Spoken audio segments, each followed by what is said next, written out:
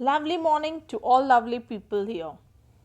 We are here for a social science class where we were doing history, religious belief, and today we will be covering about the Sufi tradition. This will be my video number 3. Video number 1, if you'll recall, I gave you an introduction about the chapter. Video number 2, I explained you about the Bhakti tradition. Today we will be focusing on the Sufi tradition and we will be done with the chapter. So, we will start with the Sufi tradition. So, talking about the Sufi tradition, this Sufi movement, it originated in West Asia. Gradually around 9th century, you can say the Sufis, they began to migrate to India. According to Sufis, love and devotion are the only means of reaching God. As I already told you in my very first video of this chapter, that the word Sufi, it has been derived from Arabic word suf, which means wool. Can you recall that? In my very first video I told you about this. So, the Muslim saints who wore garments of coarse wool, they began to be called Sufi saints. Now, what does Sufism emphasizes on? What does Sufi tells us about? So, basically Sufism, it emphasizes upon leading a simple life. And there is one interesting thing here that both Sufi saints and the Bhakti saints, they interacted with each other, they borrowed many ideas from each other. Okay, the teachings basically of both the traditions were same. They actually wanted people to love God. Okay, so this was about the origination and the basic principle or the basic teaching of the Sufi tradition. Now I am going to tell you about the Sufi orders. What are Sufi orders? See, first of all, I'll tell you what do you mean by Sufi orders. Sufi orders, they mean the group among Sufis. So there were around 12 silsilas. These Sufi orders, they are also known as silsilas. Okay. So there were around 12 silsilas by the 13th century, and all these silsilas, they were named after its founder.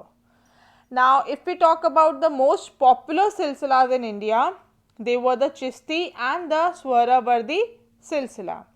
Here also there is one more thing which you should know when we talk about the Sufi saints, and that is Khanka. Okay, if we talk about Sufi tradition, if we talk about Sufi saint, we should know what is Khanka. Now, what is Khanka?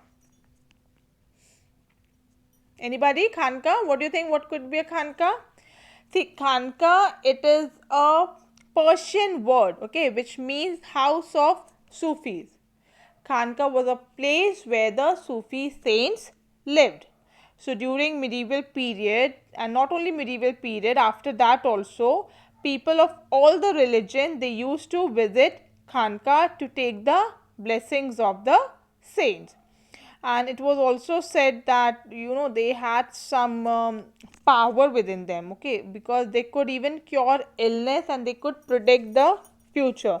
Again, I am saying that this was the belief of the people. When we talk about belief, this chapter is religious belief, and when it comes to religion, when it comes to belief, it is all the mind, it is all the inner feelings of the people, what they think about. So they thought that these Sufi saints who live in a Khanka, they have that power, they have that magic that they can cure your illness, they can predict your future. So they used to go there, they used to talk to them, they used to take their blessings. Alright.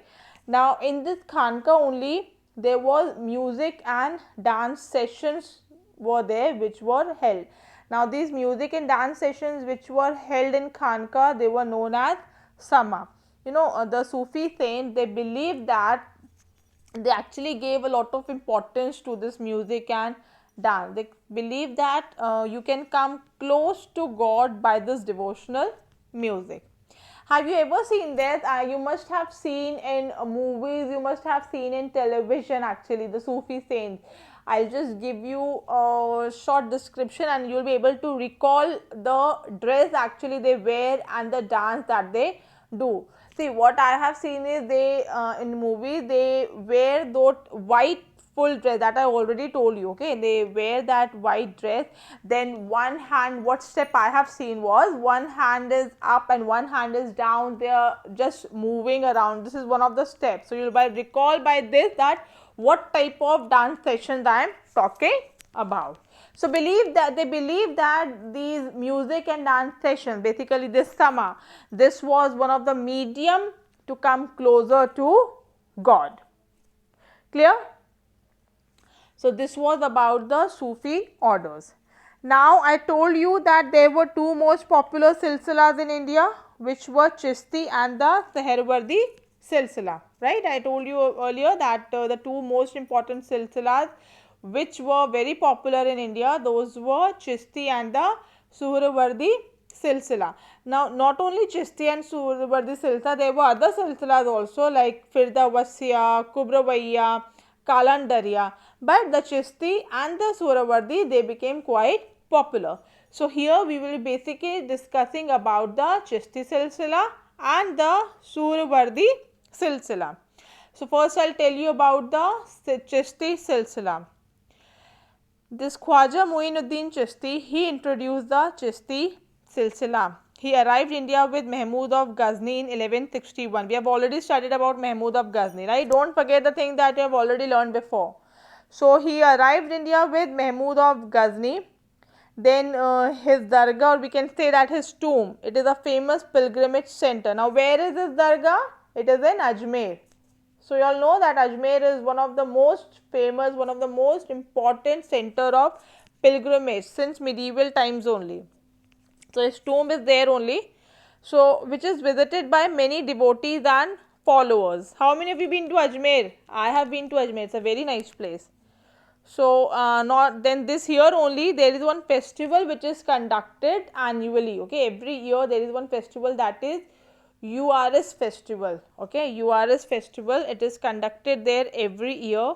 Now this festival, it is lasts for 6 days and it is for the anniversary of the death of Khwaja Muinuddin Chishti. Okay, now what happens in this festival? Basically they have a night session of Qawwali. Okay, Qawwali is held there and this festival, it lasts for 6 days.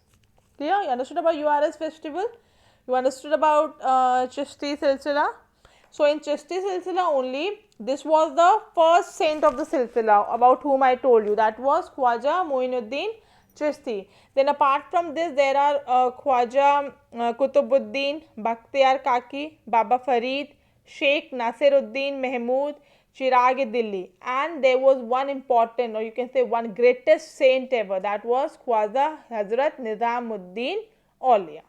Okay, his dargah is in Delhi and that is also visited by lots of people.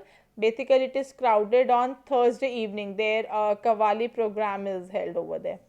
Got it? Got it about Chishti silsila? So in Chishti silsila, I told you who was the first great saint. He was Khwaja Muinuddin Chishti. His tomb or his dargah is in Ajmer, which is a very important pilgrimage center. Then there are other Chishti saints also, and one of the greatest saint was Khwaja Hazrat Nizamuddin Aulia, whose tomb or whose dargah is in Delhi, which is again visited by lots of devotees. Hundreds of devotees come and visit there every day, and particularly on Thursday when there is a Qawwali program, many people go and visit that place. Clear? So this was about Chishti silsila. Suhrawardi silsila, we are not going to discuss that much in detail because here you should only know that about the first great saint. His name was Sheikh Bahauddin Zakaria. He was the first saint of this silsila. And then other important saints were Shah Alam Bukhari and Sheikh Shehbab Uddin Suhrawardi. Okay. Now I am going to tell you about the teachings of the Sufi saints.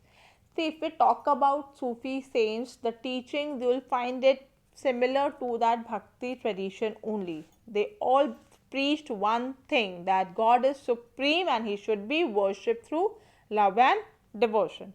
So let us just have a look what all teachings were there of the Sufi saints.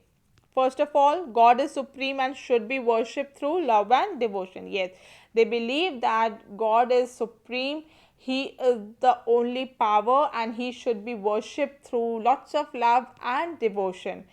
And for that, it is very important to take the name of God. In their Sufi language, it was called zikr. We have heard this word very often. It's like, I think it's a Urdu word, zikr karna. You have heard that? So for them, dhikr or chanting of God's name was very important. Then they said that you should respect all the religion, because different religions, they tell their own way of reaching God. So you should respect all the religions. Third is lead a simple life. Very true. You should keep yourself free from greed. You should keep yourself free from all this what we say, luxurious type of thing which you desire. You should always live a simple life. You should help those in need, and you should follow a guru. A guru is very important. They call it peer. Okay, he show the correct path. You'll have heard that word peer baba, right? In the Sufi, they say that way.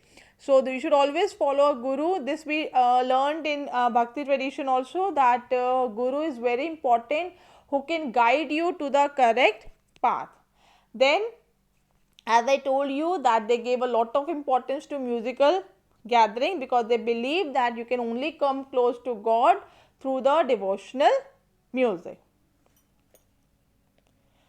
Is it clear about the Sufi saints?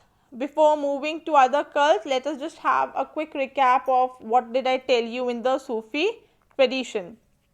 So I told you that it originated in West Asia, and then around 9th century, people started, the Sufi saints, they started migrating to India. They had the motive to tell people to lead a simple life and treat one another equally. Then there were Sufi orders, which were also known as silsilas. Then there was Khanka, where the Sufi saints lived, and people came there and took the blessings of these saints. Then I told you about the Chishti silsila. Under Chishti silsila, I told you about Khwaja Muinuddin Chishti, major, whose dargah is in Ajmer. Then I told you about Khwaja Hazrat Nizamuddin Aulia, whose dargah is in Delhi. Then we discussed about Suhrawardi silsila. Here I told you about the first saint, who was Sheikh Bahauddin Zakaria, and then other saints were Shah Alam Bukhari and Sheikh Shibab Uddin Suhrawardi.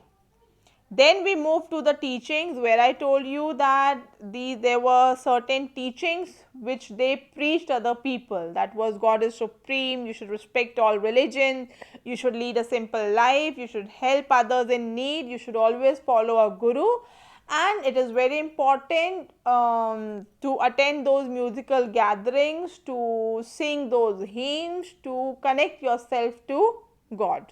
Clear? Now we'll have a look on other cults. Now what is cults? See, cults is basically a group only, okay? It is a type of religious group. Now what they were, apart from these traditions, there were Nath Panthis, there were Siddhas, and there were Yogis, but they were not quite popular one. They preached self-sacrifice. They thought that the path of salvation was only through meditation, but they could not attract many followers. Clear? This was all about the chapter. With this, our chapter is over. Let us just have a look on what questions I have prepared for you. I hope you all are doing those questions and you are not letting it go waste. First question is, what was Khanka and why did devotees visit the Khanka? You all know that, right? Question number 2, who was the first saint of the Chishti silsila? You only have to name the saint. Question number 3, why did the Sufi saints give importance to musical gatherings? Again, I have told you the reason behind this. You just have to recall and you have to write. Okay, then this was all for the day. Our chapter is over, the video is over, and the time for this session is also over. So we will be meeting again with a new chapter. Till then, take care, keep studying, and do watch all the videos. Bye bye.